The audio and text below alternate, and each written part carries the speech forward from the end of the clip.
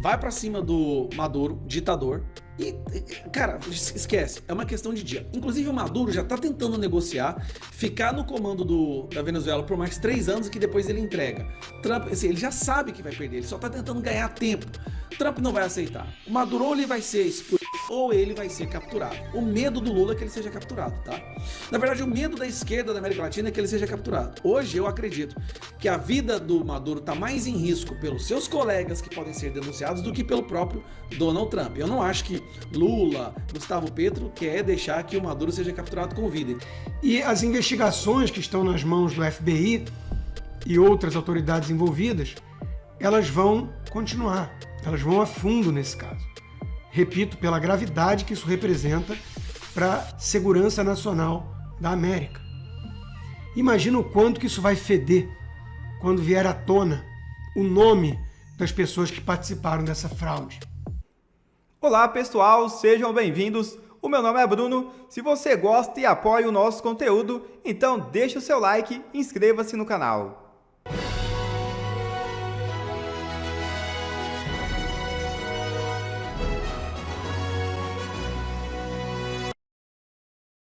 Colômbia convoca embaixador nos Estados Unidos depois de troca de ofensas. Reação à denúncia sobre narcotráfico aumenta a crise diplomática. O presidente da Colômbia, Gustavo Petro, ordenou o retorno imediato do embaixador colombiano em Washington nesta segunda-feira. A decisão veio na esteira de embates públicos entre o ex-guerrilheiro e o presidente dos Estados Unidos, Donald Trump, que acusou o colombiano de envolvimento com o narcotráfico.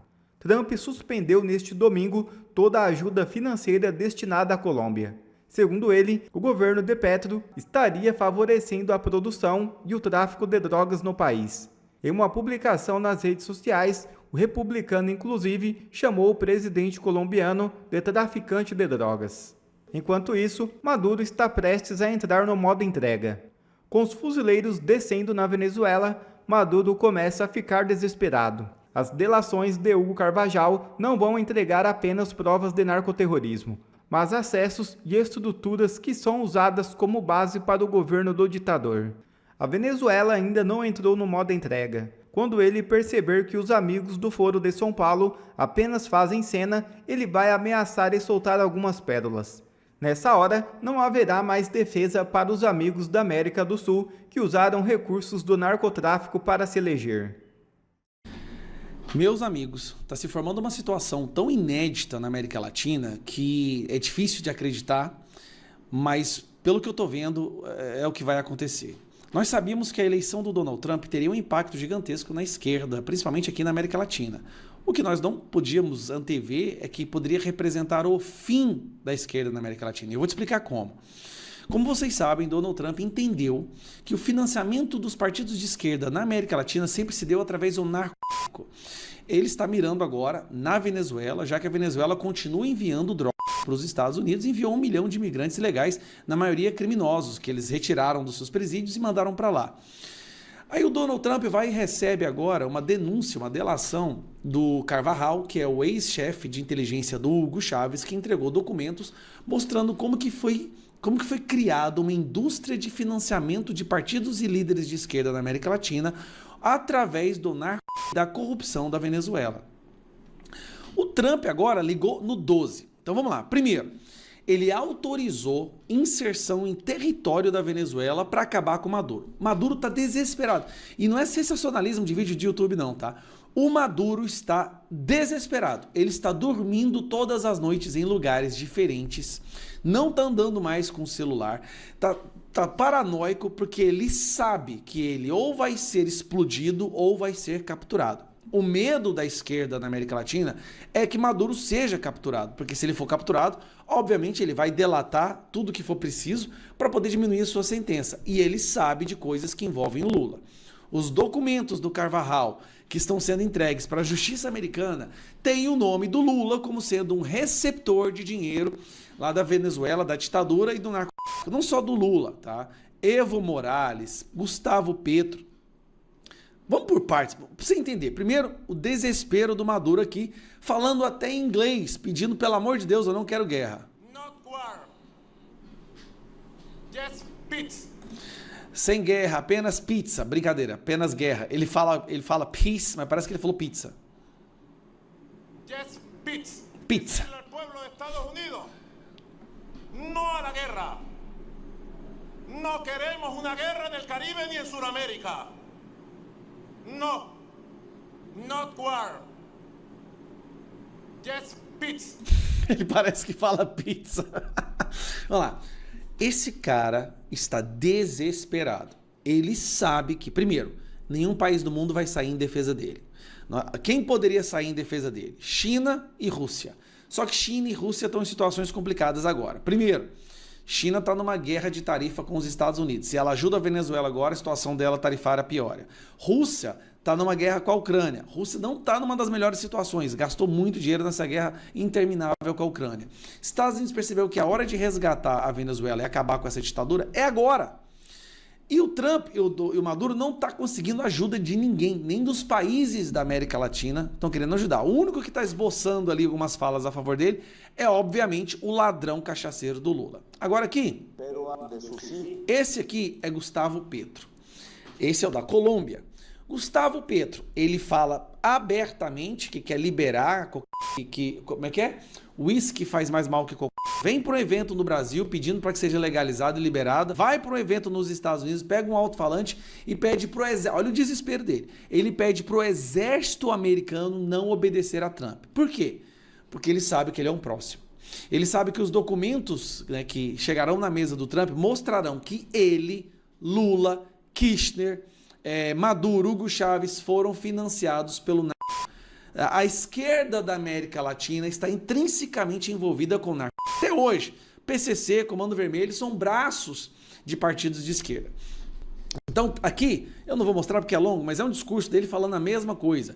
Meio que falando que não tem nada a ver com a Venezuela, pedindo pro Donald Trump pegar leve. Aí o Donald Trump publica isso daqui, ó. Cadê? Eu quero mostrar pra vocês aqui. Ele publica isso aqui. Eu vou ler a tradução para você aqui no perfil do Leandro Ruschel. O presidente Gustavo Petro da Colômbia é um líder do narco que vem incentivando fortemente a produção maciça de drogas em grandes e pequenos campos por todo o território colombiano. Isso se tornou de longe o maior negócio do país. Petro não faz nada para detê-lo, apesar de vultosos pagamentos e subsídios recebidos dos Estados Unidos. Nada mais do que um golpe de longo prazo contra a América. A partir de hoje, esses pagamentos ou qualquer outra forma de pagamento ou subsídio não serão mais feitos à Colômbia.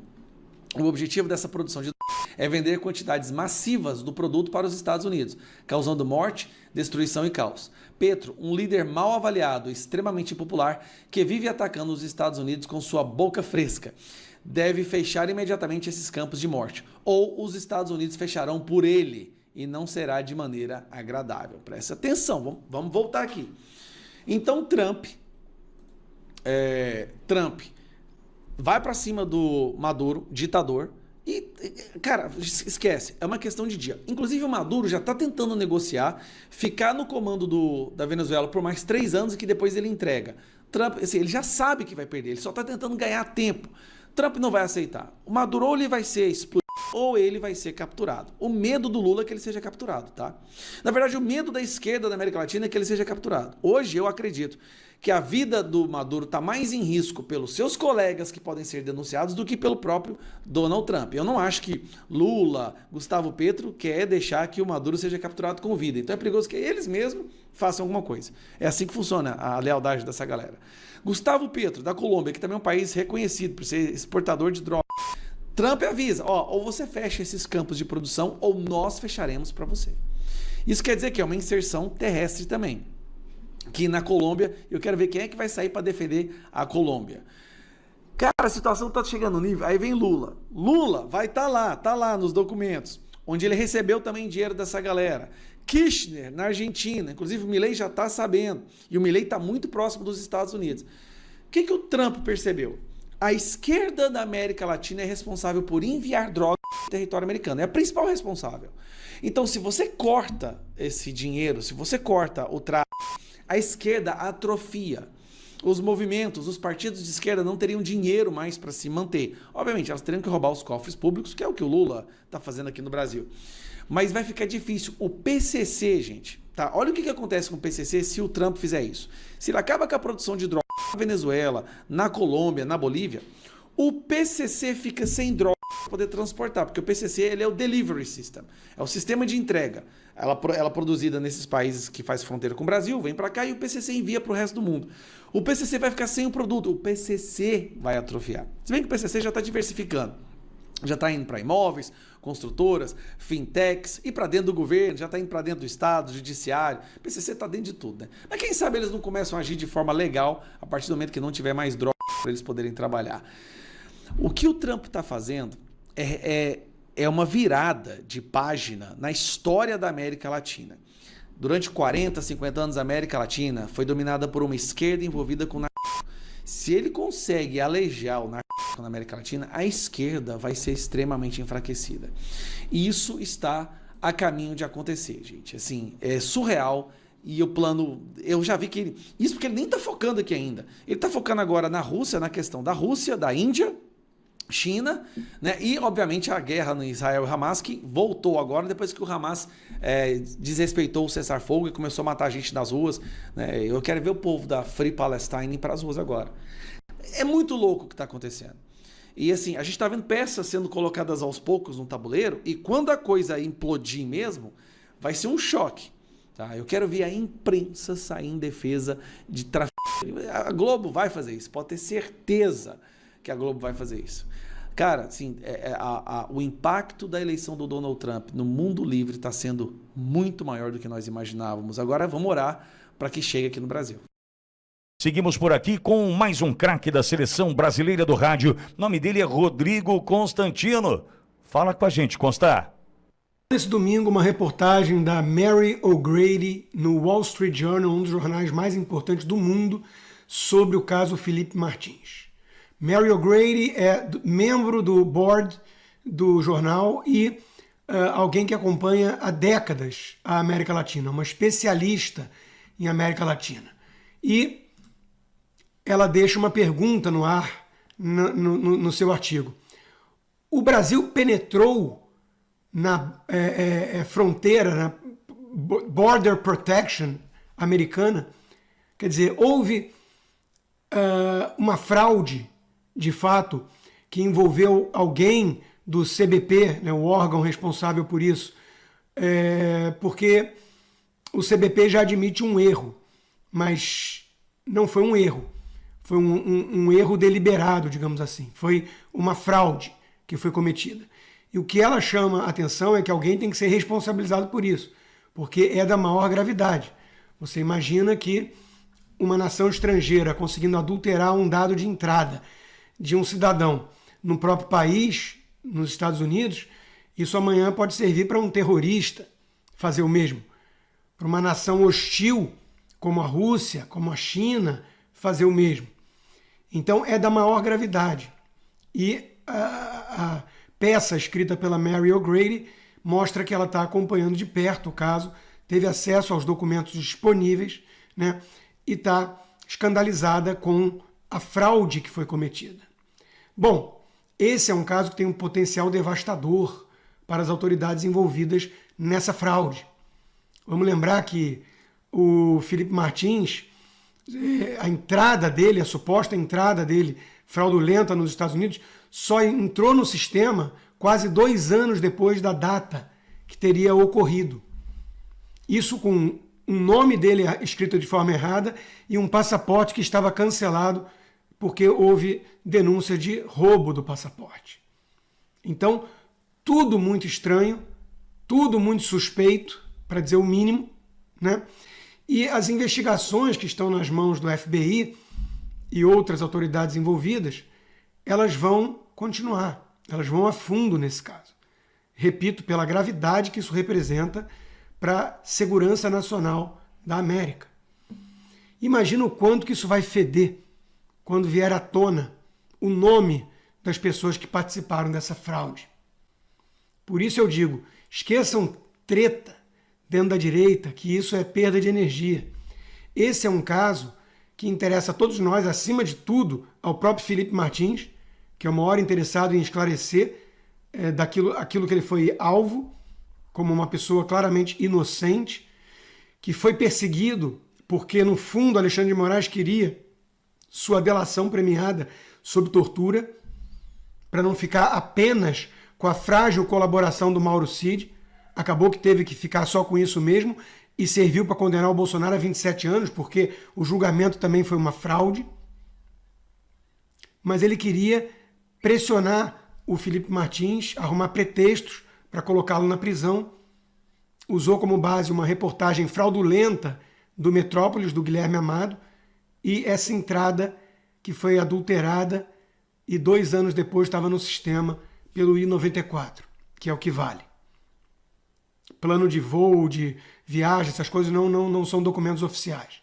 Então, o potencial de estrago que essa investigação tem é enorme.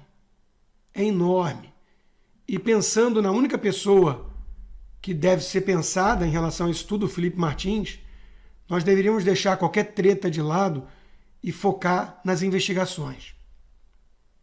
Exigir, bom, não adianta exigir, está nas mãos do FBI, mas cobrar celeridade e está nas mãos de gente mais séria do que a Polícia Federal no Brasil, que o Alexandre de Moraes deu 5 dias para se pronunciar, ele vai criando essas narrativas para se blindar dos crimes que, porventura, ele mesmo tenha cometido.